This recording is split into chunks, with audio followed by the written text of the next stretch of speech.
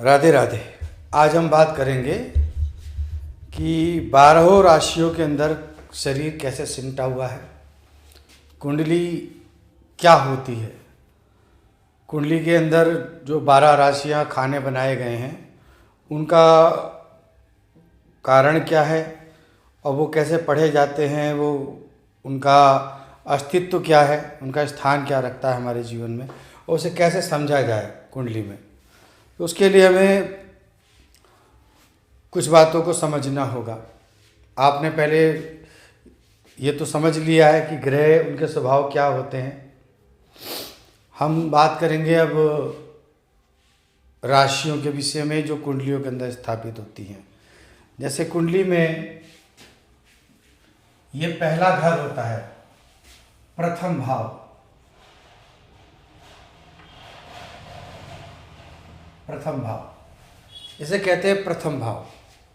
ये द्वितीय, ये तृतीय, ये चतुर्थ, ये पंचम, ये षष्ठम, ये सप्तम, ये अष्टम, ये नवम, ये दसम, ये 11, एकादश और ये हो गया द्वादश। द्वादश भाव प्रथम से स्टार्ट प्रारंभ होता है। प्रथम, द्वितीय, तृतीय, चतुर्थ, पंचम, षष्ठम, सप्तम, इस तरह से ये 12 भाव में बनी हुई पूरी कुंडली होती है। ये एक तरह से ब्रह्मांड का एक चार्ट। पहले हम 27 नक्षत्रों के हिसाब से देख के चलते थे। प्राचीन ज्योतिष जो तो था हमारा, उसमें हम जो नक्षत्रों के हिसाब से हम चलते थे, नक्षत्रों को देखते थे। तो 27 नक्षत्र बहुत बड़े हो जाते थे। तो हमने आपको बताया कि 27 नक्षत्रों को 12 राशियों में समेट के एक पढ़ने के लिए एक साधारण तरीका बना दिया गया और उनके अलग अलग जगह पे पड़ने वाले प्रभावों को हमने देखा। अब राशियों के चिन्ह कैसे बनते हैं? राशियों के चिन्ह आप आकाशगंगा में अगर कभी कोई एस्ट्रोलॉजिकल मैप होगा तो उसमें आप देखेंगे। तो जैसे कि मेष राशि है, तो एक स्टार जो है, मतलब उस मेष राशि में अश्विनी, भरणी, कृत्तिका जो है 3 नक्षत्र हैं, तो 9 उनके चरण हैं। तो वो 9 बिंदु होंगे, एक फिर एक उसके बाद होगा, फिर एक उसके इधर होगा, फिर एक उसके इधर होगा, फिर एक नीचे होगा, फिर 2 इधर होंगे। इस तरह से बन के वो उनको अगर हम ड्राइंग करेंगे तो उसकी आकृति जो है वो भेड़ के जैसे बन के आएगी। तो मेष राशि, उसको मेष कह दिया गया। मेष का मतलब होता है भेड़, ठीक। उसी तरह से वृषभ राशि के भी स्टार डॉट जो बन के आएंगे उसी तरह से बन के आएंगे। जब उनकी रेखाओं को मिलाएंगे, हम उन नक्षत्रों की रेखाओं को मिलाएंगे तो वो एक वृषभ का रूप धारण कर लेगी। उसी तरह से मिथुन राशि, बाकी राशियों के सब डॉट डॉट को जब हम रेखाओं को मिलाते हैं तो उस तरह से एक आकृति बन के आती है। तो हमने एक संभावित आकृतियों को बनाया। उन आकृतियों को बनाने के बाद हमने राशियों को निर्धारित किया, तो 12 राशियां बन गई। अब 12 राशियां जो हैं उसमें वो कुंडली में होती हैं। अब वो कुंडली में 12 राशियां होती हैं। लोग सोचते हैं कि मेरी राशि ये है, तो पर्टिकुलर किसी व्यक्ति की एक राशि, चंद्रमा जिस नक्षत्र में आप पैदा हुए, चंद्रमा जब उस नक्षत्र में होगा, जिस नक्षत्र में, जिस चरण में होगा, वो आपकी राशि होती है, वो चरण होता है। उसी से आपकी राशि बनती है। आप पुकार के नाम से कुछ भी रख लीजिए, सा से, टा से, फा से, बा से, भा से, आप किसी चीज़ से भी रख लीजिए, उससे कोई मतलब नहीं है। मतलब केवल उस चीज़ से है कि आप जब पैदा हुए उस समय चंद्रमा किस नक्षत्र में थे, वो आपकी राशि हो जाती है। अब ये तो राशि का चैप्टर रहा। अब उसके बाद हम आते हैं भाव के ऊपर। भाव क्या होते हैं? भाव उनको बोलते हैं, भाव यानी कि वैल्यू। किसी भी चीज की वैल्यू कितनी है, शरीर की वैल्यू कितनी है, ये होता है। पहला होता है लग्न, इसे कहते हैं लग्न। लग्न, यहां हमें क्या देखना है? तनु मतलब शरीर। शरीर, ये है शरीर, ये है शरीर। और आपका प्रभाव,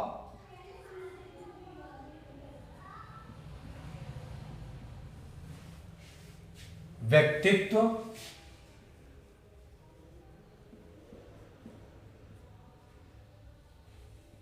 ये आपका शरीर से इस घर से हम ये चीज देखेंगे।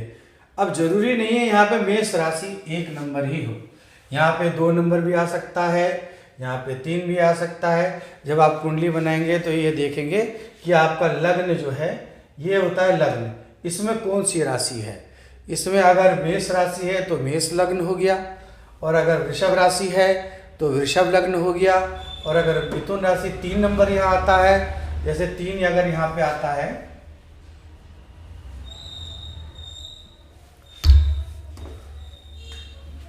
3 अगर यहाँ आता है, मान लीजिए 3 यहाँ आया तो 4 यहाँ आएगा, 5 यहाँ आ जाएगा, 6 यहाँ आ जाएगा, 7 यहाँ आ जाएगा, 8 यहाँ आ जाएगा, 9 यहाँ आ जाएगा, फिर 10 यहाँ आ जाएगा, फिर 11 आपका यहाँ आ जाएगा, 12 आपका यहाँ आ जाएगा, और फिर 1 यहाँ आएगा, और फिर 2 आपका यहाँ आ जाएगा। अब 3, अब ये निर्भर करता है सूर्योदय के समय, सूर्योदय से सूर्योदय हुआ जैसे ये सूर्योदय होने के बाद ये है, ये इस तरह से सूर्य चलने लगते हैं।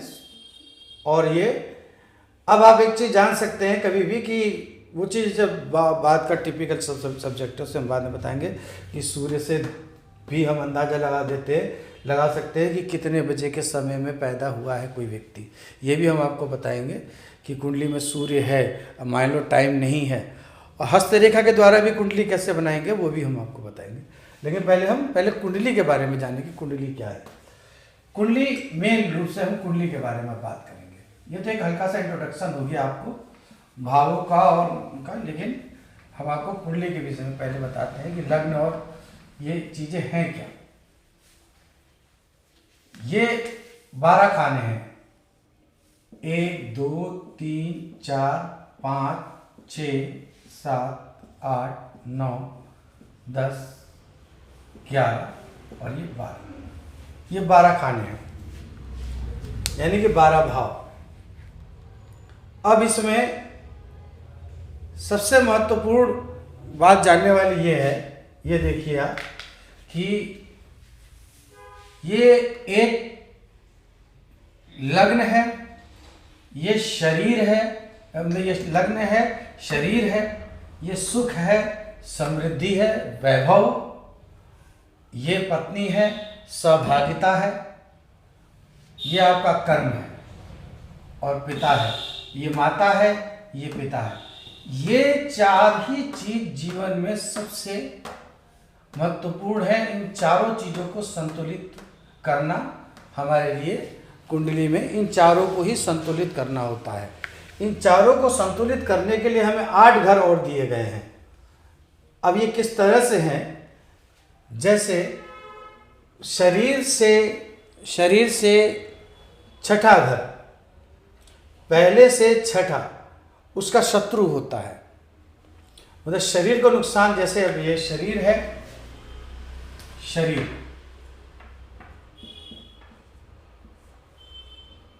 प्रभाव,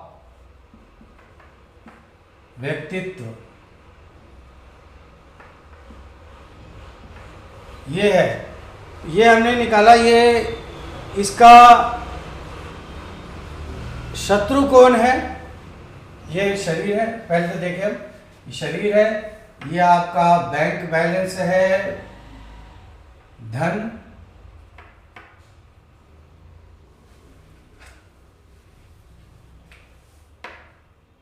ये आपका धन है, बैंक बैलेंस है, बैंक बैलेंस जितनी जमा पूंजी होती है, वाणी इसी से है, और ये आपके परिवार का भी घर होता है, परिवार।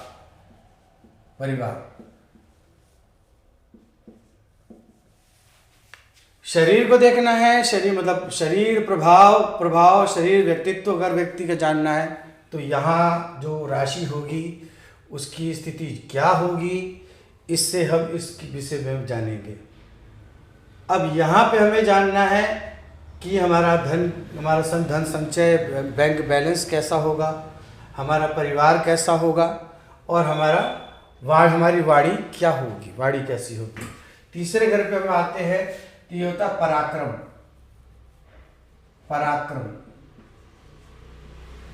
ये पराक्रम है, ये भाई है। भाई भी आपका बल होता है। पराक्रम, सम्मान, आपका जीवन में सम्मान की कमी है तो हमें ये घर देखना होगा सम्मान के लिए। माता के लिए ये है, माता के विषय में जानना है। अचल संपत्ति, अचल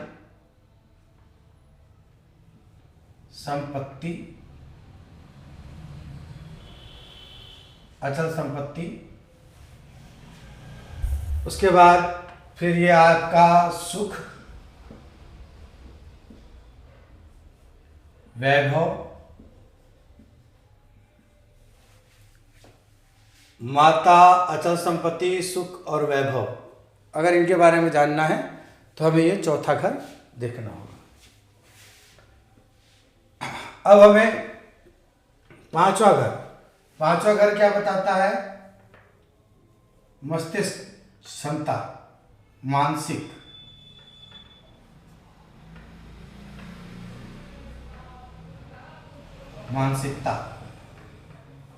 ये मानसिकता, विचार,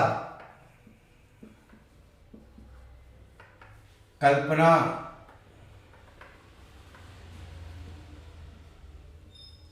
संतान,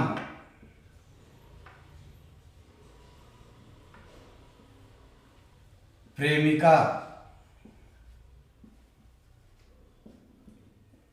या प्रेमी। आपको प्रेम किसी से हुआ नहीं होगा, प्रेम विवाह होगा नहीं होगा, प्रेम आपका जीवन में कैसा रहेगा। तो ये सब चीज़ें जो है मतलब मानसिकता को देखना है तो यहाँ से देखेंगे, हम विचारों को देखेंगे, यहाँ से देखेंगे, कल्पना यहाँ से देखेंगे, संतान यहाँ से देखेंगे, प्रेमिका को के बारे में भी जानना है तो हम यहीं से जानेंगे। मतलब पूरा मस्तिष्क जो है वो निर्भर करता है वो यहाँ पे। ये पूरा मस्तिष्क है आपका पांचवा घर। अब छठा घर आ जाता है। छठे घर से हमें क्या देखना है? शत्रु,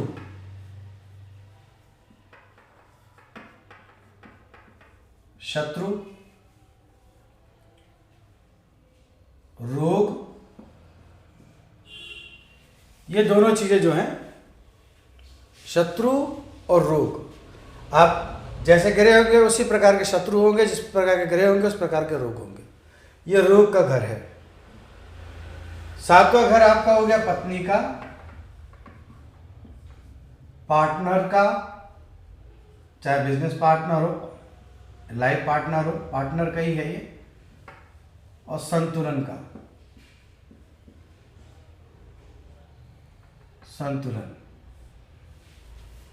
सातवें घर से हम ये चीजों को देखेंगे। फिर आठवें घर में हम आ जाते हैं मृत्यु,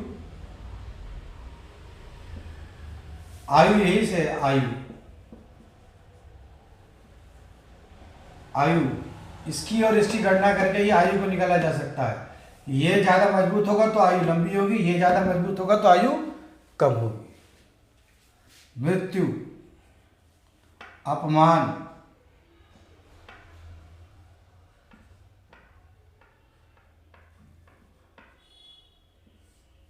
मृत्यु होगी, अपमान होगा, ये आठवें घर से। नवा घर भाग्य का, धर्म, भाग्य मतलब किस्मत। बहुत लोग शेयर मार्केट, सट्टा मार्केट, शेयर मार्केट में अपना इन्वेस्टमेंट करते हैं, इधर उधर कहीं भी कई जगह इन्वेस्ट करते हैं, या फिर कोई लोग बिजनेस नौकरी में बहुत ज़्यादा अपने आप को प्रयास करते हैं लेकिन नहीं मिल पाती है, हमेशा किस्मत धोखा दे जाती है। तो नवा घर आप, ये घर ही आपका निर्भर करता है कि आपको जीवन में किस्मत आपकी कैसी रहेगी। इसको देख के पूरी किस्मत को बताया जा सकता है किस्मत क्या रहेगी। कर्म 10वां घर, पिता आपका कार्य, कार्य से व्यापार,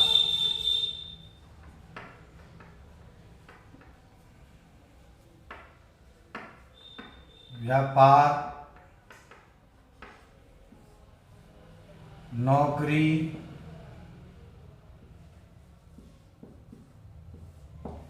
ये इस वाले घर से देखा जा सकता है। 11वां घर मतलब आपका कर्म, कर्म कैसा होगा, पिता क्या होंगे, पिता कैसे होंगे, पिता का सुख जीवन में मिलेगा नहीं मिलेगा, सहयोग मिलेगा नहीं मिलेगा, पिता के बारे में, पिता की आयु कितनी होगी, पिता का मतलब आपके जीवन में सुख के ऊपर निर्भर करता है कि आपके जीवन में पिता का सुख कितना है, उसी से पता चल जाएगा आपके पिता की आयु। मतलब एक घर में किसी एक व्यक्ति की कुंडली मिल जाती है, मैं इसमें भी यही बताऊंगा कि एक कुंडली मिल जाती है किसी एक की कुंडली, तो उससे पूरे परिवार का भविष्य पूरा बताया जा सकता है, सब चीज़ें बताई जा सकती हैं।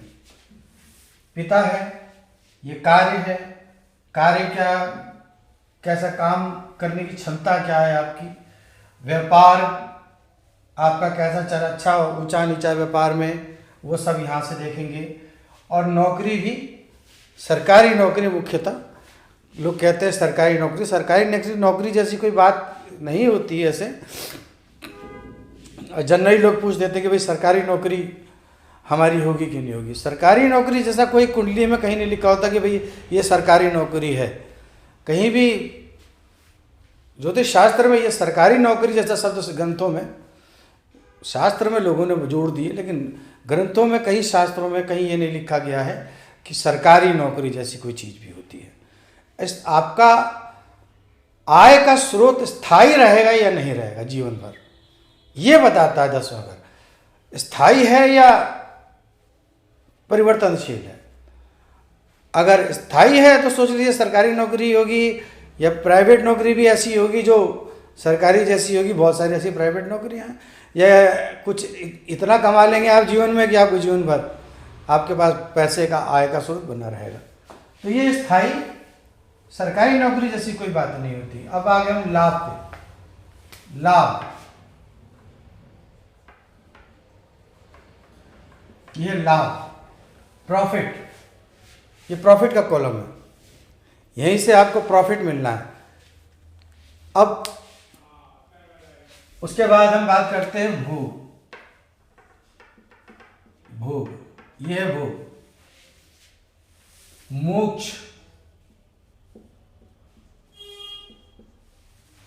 मोक्ष व्यक्ति को मिला नहीं मिला, मिलेगा नहीं मिलेगा, अगला जन्म क्या होगा, ये हम इसी भाव से देख सकते हैं कि इसमें जैसे ग्रह होगी उसी के अनुसार अगला जन्म भी है। मोक्ष, भोग, मोक्ष, मित्र, 12वें घर में मंगल आ जाता है तो बड़े खोटे मित्र मिलते हैं, ध्यान रखें। अब हम इस पे, इन चीज़ों पे हम अब एक विस्तृत चर्चा करेंगे कि अब इसमें देखिए कि कुंडली में इसका छठा घर ये है, क्या है, ये रोग है, शत्रु है, रोग। क्योंकि शत्रु क्या होगा, शत्रु ही आपके शरीर को नुकसान पहुंचा सकता है, और रोग, दो चीज़ें आपके शरीर को नुकसान पहुंचा सकती हैं। इसका सही रहना जरूरी है। सही मतलब इसमें ऐसे ग्रह होने चाहिए जो आपको उन चीज़ों से बचा सके। तो ये आपका छठा घर हो गया। अब आपका 8वां घर, इसका 8वां घर, इससे छठा ये है रोग और शत्रु, और इससे छठा 8वां मृत्यु और अपमान है। मतलब इसके ये दोनों नेगेटिव हैं, छठा और 8वां, पहले से ये दोनों नेगेटिव हैं। ठीक, यहां हम लग्न, क्योंकि आयु, मृत्यु का संबंध आपकी आयु से है, प्रभाव का अपमान, आप प्रभावशाली तभी होंगे ना जब अपमानित नहीं होंगे। प्रभाव, इम्प्रेशन, बहुत से लोग ऐसे होते हैं कि वो भीड़ में नज़र ही नहीं आते। कुछ लोग ऐसे होते हैं कुछ भी वैल्यू नहीं है लेकिन भीड़ में वो अलग ही दिखाई देने लगते हैं। तो लग्न जो है, लग्न पे अगर ग्रह प्रभावशाली ग्रह है तो आप कहीं भीड़ में भी आपको पहचाना जा सकता है, आपको देखा जा सकता है, और जिससे भी मिलेंगे वो आपको बहुत समय तक याद रखेगा, अपने प्रभाव, आप उसके प्रभाव में आ जाएंगे। तो ये पहला घर जो होता है प्रभाव का होता है। इसको ठीक रखने के लिए इन दोनों को ठीक रखना जरूरी है। अब कैसे ठीक रखेंगे ये आगे हम जब ग्रहों की चर्चा करेंगे, इसमें जब ग्रहों को स्थापित करके उनके बारे में बताएंगे तब हम बताएंगे कैसे संतुलित करेंगे। लेकिन संतुलित इन दोनों को अगर हम करते हैं तो ये संतुलित रहेगा। अब हम बात आ जाते हैं करते हैं चौथे घर की। आप सोच रहे होंगे कि ये पहले से दूसरा नहीं पहुंचा, तीसरा नहीं पहुंचा, चौथा पहुंच रहा। तो मैं आपको उस तरीके से बताना चाह रहा हूं कि जो मेरे अनुभव से मैंने अपने सीखा है। मैं आपको अपने ये ग्रंथों से भिन्न नहीं है, शास्त्रों से भिन्न नहीं है, परंतु बहुत बड़े एक चैप्टर को एक बहुत लघु मतलब सांकेतिक रूप से बहुत आसानी से समझने के लिए मैंने आपको ये वीडियो बनाई है कि आप आसानी से समझ सके, एक इसके गूढ़ रहस्य को जान सके। आज तक चाहे ये खाने देखते आ रहे होंगे लेकिन आप इसके बारे में भी जाने। अब जैसे चौथा घर है, चौथे घर का निगेटिव कौन सा होगा? अगर ये भाग्य खराब हुआ, इसका छठा 1 2 3 4 5 6, आपके पास आप धर्महीन, धर्म नहीं है तो जीवन में संपदा होते हुए भी सुख नहीं है। धर्म से ही सुख मिलता है। धर्म यानी संतुष्टि, असंतुष्टि से ही सुख है। तो धर्म आपके लिए बहुत जरूरी है। भाग्य आपका अच्छा होगा तभी जीवन में सुख की प्राप्ति होगी। तो इसको ठीक करना होगा। मैं अगर ये इसके द्वारा इसके बिगड़ने से ये बिगड़ता है, जैसे इन दोनों के बिगड़ने से ये बिगड़ता है, ऐसे इन दोनों के बिगड़ने से ये बिगड़ता है। लाभ नहीं है जीवन में तो सुख भी नहीं, माता का भी लाभ नहीं है, अचल संपत्ति का भी नहीं, सुख नहीं है, वैभव नहीं, कोई मतलब किसी प्रकार का सुख आपके जीवन में अगर लाभ नहीं है तो नहीं है। अगर ये नष्ट हो जाता है, यही आपको नुकसान भी पहुंचाएगा, यही आपको लाभ भी देगा। अब चौथे घर का जो है, चौथे घर से छठा और आठवां, इन दोनों को अगर हम ठीक कर लें तो हम इस घर को भी ठीक कर सकते हैं। कोई जरूरी नहीं है इन्हीं से ये, इन दोनों की वजह से या इनकी वजह से ये खराब होते हैं या अपनी वजह से भी खराब होते हैं। मतलब लग्न, जैसे आपका मिथुन लग्न है, मिथुन लग्न का स्वामी बुध है और बुध किसी ऐसी जगह फंस गया, ऐसे ग्रहों में फंस गया जहाँ से पाप कर्तरी योग है, क्रूर ग्रहों के मध्य में फंस गया, या कहीं ऐसे स्थान पे पहुंचा हुआ है, या नीच का है, या ऐसे स्थान पे पहुंचा हुआ है जहाँ वो बहुत कमज़ोर हो गया है या उसकी डिग्रियाँ कमज़ोर हैं, तो शरीर कमज़ोर हो जाएगा। तो भी शरीर कमज़ोर है, ज़रूरी नहीं है उसके लिए। अब लेकिन फिर भी निर्भर ये करता है, अगर वो भी कमज़ोर है और ये भी दोनों भी कमज़ोर हैं तो बात बन जाएगी। लेकिन अगर ये इनमें से कोई भी मजबूत हुआ और ये कमज़ोर हो गया तो यहाँ का मामला आपका बिल्कुल डिस्टर्ब हो जाएगा। अब हम बात करते हैं चौथा की, हमने होगी ये दोनों से। उसी तरह से हम, ये पत्नी का घर है, तो पत्नी का घर पार्टनर का संतुलन का घर है। अब इसको ठीक रखना है। आपके पास भोग मतलब गाड़ी बंगला, अगर भोग की पत्नी का भोग यहीं से नहीं, भोग भी तो करेंगे आप, आपके पास भोग की क्षमता नहीं होगी। यहाँ अगर ग्रह कमज़ोर हुआ, यहाँ की स्थिति अगर कमज़ोर मतलब किसी तरह से भी कंफर्टेबल नहीं हुई तो आप पत्नी का भोग नहीं कर पाएंगे, जीवन में संतुलन नहीं बना पाएंगे। पार्टनर के साथ मित्रता, आपकी मित्रता भी यहीं से है, मित्रता जैसा व्यवहार नहीं होगा। और यही पत्नी ही मोक्ष दिलाती है, पत्नी से ही मोक्ष भी है, पत्नी के द्वारा। आप सोच रहे होंगे कि बड़ी अजीब सी बात है, लेकिन हाँ बिल्कुल, बिना पत्नी के अगर आपके अंदर आप सोच रहे होंगे कि आप मोक्ष प्राप्त कर लेंगे तो नहीं। ये एक कटु सत्य है कि वैवाहिक जीवन के बाद गृहस्थ जीवन जो है बहुत जरूरी है मोक्ष की प्राप्ति के लिए। अब हम आते हैं 10वें घर पे, कर्म का। अगर आपके पास पराक्रम नहीं है तो क्या कर्म करेंगे? भाई आपके सहायक बनता है कर्म में। सम्मान है, कर्म है तो सम्मान है तो कर्म भी मिलेगा आपको, कार्य भी मिलेगा। आप लोगों की दृष्टि में आपका सम्मान है तो अभी आपको काम मिलेगा, सम्मान नहीं है तो काम भी नहीं मिलता। बड़े बड़े कलाकार बैठे रह जाते हैं लेकिन उनको कुछ नहीं मिलता। बड़े बड़े गुणवान बैठे रह जाते हैं लेकिन उनको जीवन में कुछ नहीं मिलता। तो यहाँ से जो है आपको, यहाँ से जो है सम्मान मिलता है तो आपको जो है कर्म भी मिलता है। व्यापार यहीं से है, पिता यहीं से है, पिता को देखना है। फिर मानसिक स्थिति, तो यहाँ से छठा ये है और आठवां ये है। मानसिक स्थिति आपकी अच्छी नहीं होगी, व्यापार नहीं कर पाएंगे। विचार अच्छे नहीं होंगे तो भी व्यापार, पिता से टकराव रहेगा, व्यापार अच्छा नहीं रहेगा। कल्पना शक्ति नहीं रहेगी तो आप व्यापार में आगे उसकी बढ़ोतरी नहीं कर पाएंगे। संतान आपके व्यापार को आगे लेके जाएगा क्योंकि कारण बनता है। आप काम करते हैं, कोई भी कार्य करते हैं तो किसके लिए कार्य करते हैं? संतान के लिए, बच्चों के लिए, परिवार के लिए तो करते हैं आप कार्य। तो वो भी यहीं से जुड़ा है, नौकरी वोकरी सब कुछ, संतान। अब आप सोच रहे हो कि प्रेमिका का यहाँ से क्या संबंध है? तो प्रेमिका का फिलहाल यहाँ से कोई संबंध नहीं है। यहाँ पे हम मूल इन विषयों पे बात कर रहे हैं कि इसको अगर ठीक रखना है तो इन दोनों को ठीक रखना है, इसको ठीक रखना है तो इन दोनों को ठीक रखना है, और अगर इसको ठीक रखना है तो इन दोनों को ठीक रखना है। कुल मिला के ये 12 घर जो है इन 4 घरों को संतुलित, 12 घर जो है 4 घरों को संतुलित करने के लिए होते हैं।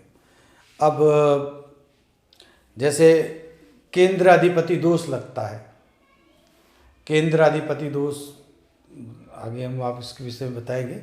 जैसे बृहस्पति है केंद्र का 2 जगह का, मीन का और कन्या का स्वामी होके और किसी कमज़ोर अवस्था में बैठ गया कहीं, तो जो है वो केंद्र अधिपति दोष लग जाएगा। 2 केंद्रों को उसने खराब, केंद्र के 2 हिस्से खराब कर दिए उसने। अब इससे हम अनुभव कर सकते हैं कि अब आप वैसे जाएंगे तो वो मूल त्रिकोण बताया जाएगा। क्रूर ग्रह जो होते हैं मूल त्रिकोण पे, यहाँ पे बलवान होता है, क्रूर ग्रह यहाँ बलवान होता है। ये बात तो भाई हम उसे साधारण भाषा में ही समझ लें। क्यों इतना मूल त्रिकोण और दृष्टांश और खड़ांश, खोटशांश, फिर लघुशांश, सप्तांश, नवमांश, भाग्यांश, सब कुछ। अब कितनी बड़े आप उलझन में फंसेंगे। इसलिए मैं उससे उलझनों से निकालने के लिए आपको एक साधारण सी पद्धति लेके आया हूँ जिससे आप कुंडली को आसानी से समझ सकेंगे। अब हम दृष्टांत और ये सब चीज़ें हम ना पढ़ के हम सीधा पढ़ते हैं कि 9 ग्रह हैं, 9 ग्रह हैं। जैसे कि सूर्य,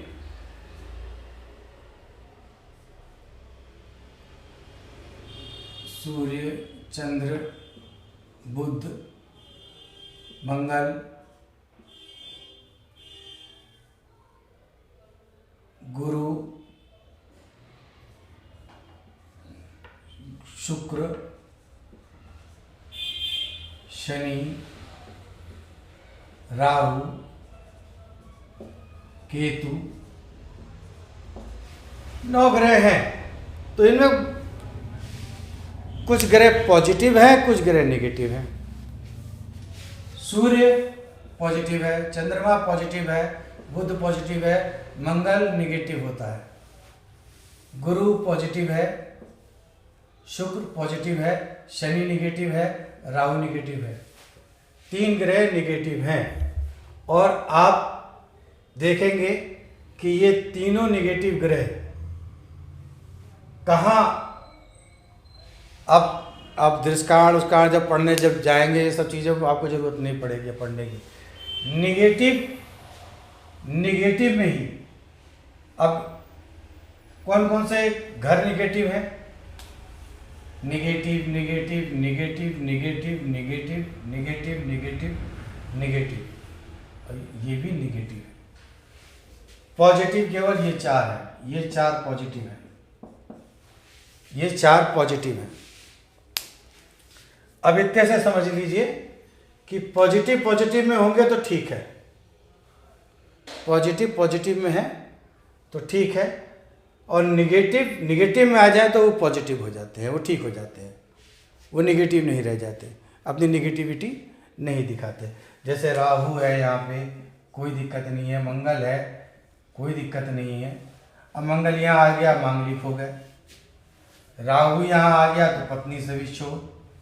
अब यहाँ पे हाँ, एक ग्रह तभी यहाँ पे अच्छा होता है जब तुला राशि का हो शनि। शनि निगेटिव है लेकिन इस पॉजिटिव घर में पॉजिटिव हो जाता है। वो सभी ग्रहों पर निर्भर करता है कि जब वो उच्च के होते हैं तो अपने प्रभाव को थोड़ा सा बदल देते हैं। वो हम बाद में बताएंगे किस राशि में। अब इसे जहाँ तक आपने समझ लिया होगा तो हम इसे नए सिरे से बना के कुंडली को हम इसमें ग्रहों को स्थापित करके उसके विषय में आपको बताते हैं।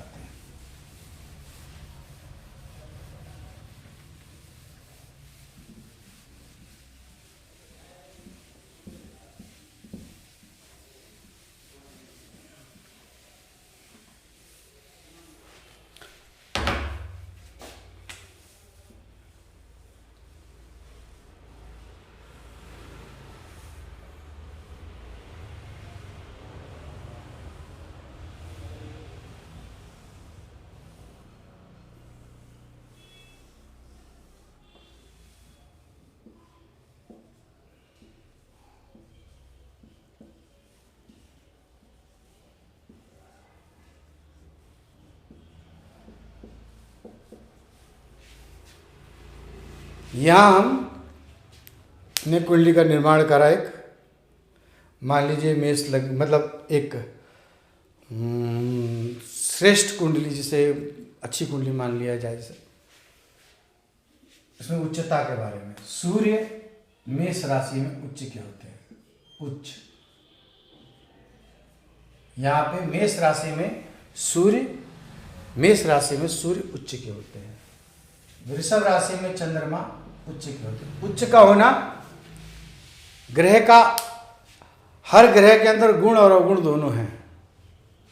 जब उच्च का होता है कोई ग्रह तो उसके अवगुण समाप्त हो जाते हैं और पूर्ण उसके गुणों की प्राप्ति होती है हमें। अब कैसे बता रहा हूं ना। मिथुन में राहु उच्च के हो जाते हैं, धनु में केतु उच्च के हो जाते हैं, कर्क में गुरु उच्च के हो जाते हैं, कन्या में बुध उच्च के हो जाते हैं, तुला में शनि उच्च के हो जाते हैं, वृश्चिक में कोई नहीं, मकर में मंगल उच्च के हो जाते हैं और मीन में शुक्र उच्च के हो जाते हैं। ये वो चार्ट है जिसमें ग्रह उच्च के किस किस राशि में उच्च के होते हैं। मेष में सूर्य उच्च के, वृषभ में चंद्रमा उच्च के,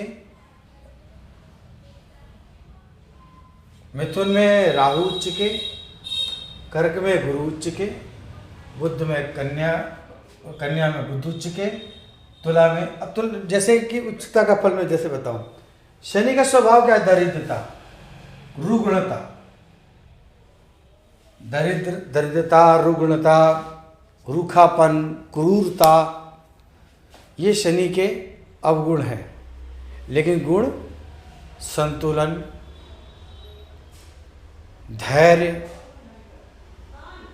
सोचने की गहराई में सोचना, गहराई तक सोचना, एक संतुलित जीवन, ये शनि के गुण हैं। तो ये गुण, अब शनि जो है तुला में उच्च के क्यों हो जा रहे हैं? शनि तुला में इसलिए उच्च के हो जा रहे हैं कि तुला राशि शुक्र की है। शुक्र के घर में आने के बाद, मतलब शुक्र के घर में शनि आ गए, शुक्र का घर है तुला राशि, शुक्र के घर में जब शनि आ जाएंगे तो दूसरे के, आप भी दूसरे घर में जाते हैं तो उदंडता थोड़ी ना करेंगे। अपने बुरे स्वभावों को आपको छोड़ना पड़ता है। मेहमान बन के कहीं जाते हैं या कहीं रहते हैं तो आप आपके अपने अवगुणों को छुपा देते हैं, अपने गुणों को ही उजागर करते हैं। तो उसी प्रकार शनि भी यहाँ आते हैं तो अपने अवगुणों को समाप्त कर देते हैं, क्योंकि शुक्र जो है धन धान्य दयालु, दया का स्वामी है, वैभव का स्वामी, पैसे रुपए का स्वामी है और बड़ा खुश मिजाज है स्वभाव का। तो रुखापन खत्म हो जाता है, रुग्णता खत्म हो जाती है, ये सब चीज़ें।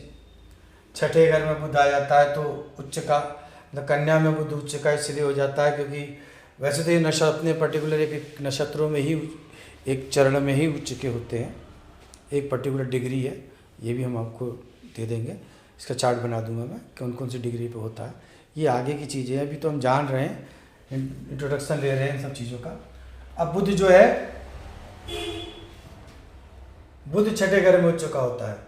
बुध का छठे घर में उच्च का होना यानी कि आप अपने शत्रु से भी, छठे घर में तो कन्या में उच्च का होना। तो बुध जो है स्वामी किसका है? अग्नि पृथ्वी वायु जल, या अग्नि पृथ्वी वायु जल, अग्नि पृथ्वी या पृथ्वी आ गई आपकी। छठा घर शरीर का है और शरीर को सबसे ज़्यादा, मतलब कन्या राशि, जिसे कन्या राशि को जो माना गया है पृथ्वी की राशि मानी गई है, और बुध भी पृथ्वी का कारक माना गया है, क्योंकि बिना पृथ्वी के, मतलब बिना हरियाली के ये पृथ्वी किसी दिन भी नष्ट हो सकती है। हरियाली, बुध हरियाली का देवता है और प्रकृति के देवता है। तो प्रकृति को बनाए रखना, प्रकृति को संतुलित रखना, ये बुध का कार्य है। तो बुध जो है कन्या में पृथ्वी की राशि में, यानी कि विश्व पृथ्वी की राशि में ये सही है। बृहस्पति रूखे हैं, लेकिन पानी की राशि में आने के बाद रूखापन, रुग्णता, उग्रता ये सब समाप्त हो जाती है। पानी मिल जाता है, ऑक्सीजन जो है, जो गैस है वो गैस जो है पानी में बदल जाती है, तरलता में बदल जाती है, उनके अंदर कोमलता आ जाती है, तरलता। नहीं तो बृहस्पति में अगर बृहस्पति एक ऐसा ग्रह है कि अगर ज़्यादा अति बलवान हो जाए तो इतना घमंडी बना देते हैं कि अपने आगे वो आदमी व्यक्ति किसी को विद्वान समझता ही नहीं, चाहे कोई भी कितना बड़ा विद्वान क्यों ना आ जाए, वो किसी को विद्वान नहीं समझता। तो बृहस्पति इसीलिए कर्क में, चंद्रमा की राशि में अपने अवगुणों को समाप्त कर देते हैं। राहु मिथुन के घर में बिल्कुल अपने अवगुणों को समाप्त कर देते हैं। चंद्रमा रोहिणी नक्षत्र में हो जाते हैं, अपनी चंचलता को समाप्त कर देते हैं और एक शीतलता और अच्छी कल्पना शक्ति को जन्म देते हैं। सूर्य मेष में उच्च हो जाते हैं। सूर्य अग्नि के कारक है, अग्नि है तो अग्नि के साथ सूर्य है, सूर्य अग्नि है। अग्नि पृथ्वी के साथ जल है। वायु, अब पृथ्वी के साथ जल होगा तभी पृथ्वी संरक्षित है, अगर जल नहीं है तो पृथ्वी जैसे नहीं है, फिर तो वो ठोस पिंड है एक। बिना जल के तो ठोस पिंड हो गया ना। मंगल शुक्र बाकी भी तो ग्रह हैं, पानी नहीं है। पानी जरूरी है पृथ्वी के लिए। जल, अग्नि, पृथ्वी, जल का ग्रह उसमें आ गया। अग्नि, पृथ्वी, वायु। राहु वायु के देवता है, वायु के प्रतीक का कारक है। वायु के स्थान पर वायु को, राहु हमेशा उल्टा चलते हैं, वक्री हमेशा उल्टा चलते हैं, इसीलिए वायु को हमेशा जो है एक दिशा परिवर्तित करते रहते हैं। वायु, जल में अगर जल गैस से बनता है, उसका विकास करेगा, तो यहाँ पे जल का विकास, जल, ये अग्नि, पृथ्वी, वायु, जल में एक अग्नि कारक ग्रह। बृहस्पति भी थोड़े अग्नि कारक होते हैं और कुल मिला के बृहस्पति का गुण है विस्तार करना, तो वो जल का विस्तार करते हैं, सुख का विस्तार करते हैं। उसी तरह से जल, अग्नि, पृथ्वी, पृथ्वी का बुद्धि का बता ही दिया, पृथ्वी, वायु, शनि वायु के देवता हैं, वायु प्रधान है, शनि के द्वारा ही वायु प्रधानता है। वायु, जल, अग्नि, पृथ्वी, वायु, जल, 8वां घर जल का है। फिर अग्नि, पृथ्वी, मंगल पृथ्वी के कारक हैं, कर्क में उच्च के हैं। वायु, जल, शुक्र जो है बर्फ के देवता है, जल को जमाएंगे, आपके वैभव को, भोग को स्थिर रखेंगे, ठोस बनाए रखेंगे। अब हम ग्रहों की दृष्टियों के ऊपर निर्भर बात करते हैं कि सूर्य अपने घर से 7वें घर को देखता है। सूर्य की दृष्टि अपने घर से 7वें घर पे है। जहां भी होगा, यहां होगा तो यहां 7वें को, ये गिनना है। सूर्य जहां भी होगा वहां से अपने 7वें घर को देखेगा। 1 2 3 4 5 6 7। चंद्रमा जहां भी होगा अपने 7वें घर को देखेगा, 7वां घर। 1 2 3 4 5 6 7। चंद्रमा जहां भी जाएगा अपने 7वें घर को देखेगा। तो चंद्रमा की दृष्टि हो गई 7। चंद्रमा, सूर्य 7, शुक्र 7। जहां भी रहेंगे वहां से 7वें घर को देखेंगे। पूर्ण दृष्टि इनकी यही है, पूर्ण दृष्टि यही है। मतलब यहाँ भी प्रभाव डालेंगे और अपने 7वें घर पे प्रभाव डालेंगे। इसी तरह यहाँ भी असर है इनका, यहाँ भी असर है, उसी तरह यहाँ भी असर है और यहाँ भी असर है। तो पूर्ण दृष्टि होती है। अब हम बात करते हैं राहु की। तो राहु की दृष्टि है 5। जहाँ रहेंगे 1 2 3 4 5 घर को देखेंगे। 5, 7वें को तो सभी ग्रह देखते हैं। 7 7 8 और 9, 9वीं दृष्टि 9। राहु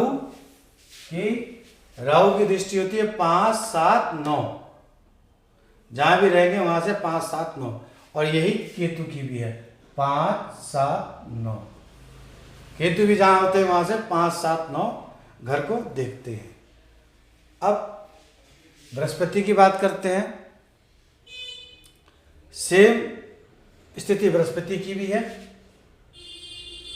बृहस्पति भी 5 7 9, 5 7 9। बृहस्पति जहां भी होंगे 5 7 9 इन घरों को पूर्ण दृष्टि से देखेंगे। बृहस्पति जहां भी होंगे, यहाँ है तो 1 2 3 4 5 यहाँ देख रहे हैं, 6 7 यहाँ भी देख रहे हैं, 8 और 9 यहाँ भी देख रहे हैं। अब शनि की बात करते हैं हम। बुध की बात, बुध की भी 7वीं घर की दृष्टि, 7वीं, बुध की भी 7वीं, केवल 7वें घर को देखते हैं बुध। अब हम बात करते हैं मंगल ग्रह की। मंगल की होती है 4। जहां भी रहेंगे वहां से 4, चौथे घर को देखेंगे, 4 7 8। चौथे घर को देखेंगे, चौथे घर देखेंगे 1 2 3 4, 1 2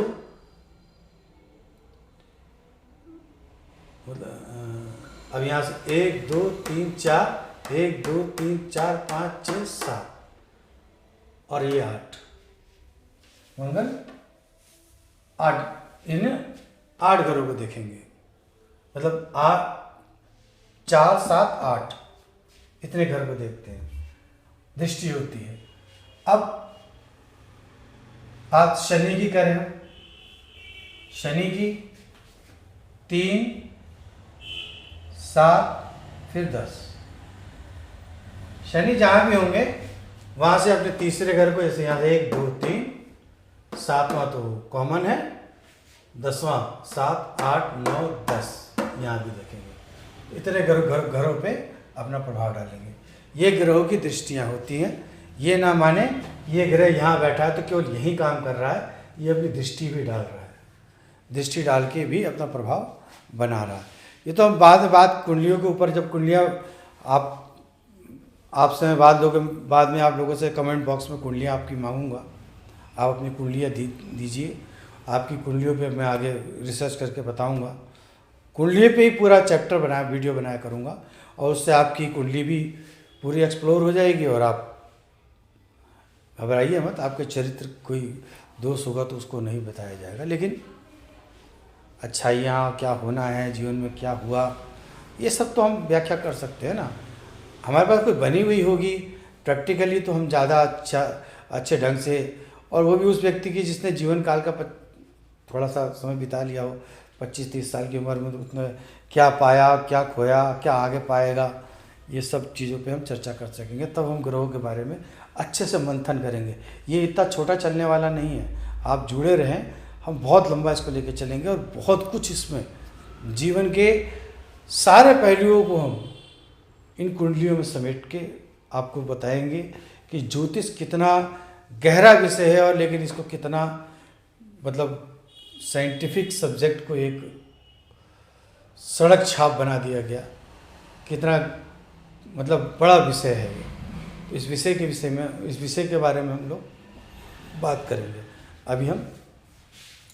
हमने अभी ये दृष्टियों के बारे में जाना, तो आज कुंडली के घर, दृष्टि और उनके ग्रहों के विषय, उच्चता के बारे में जाना।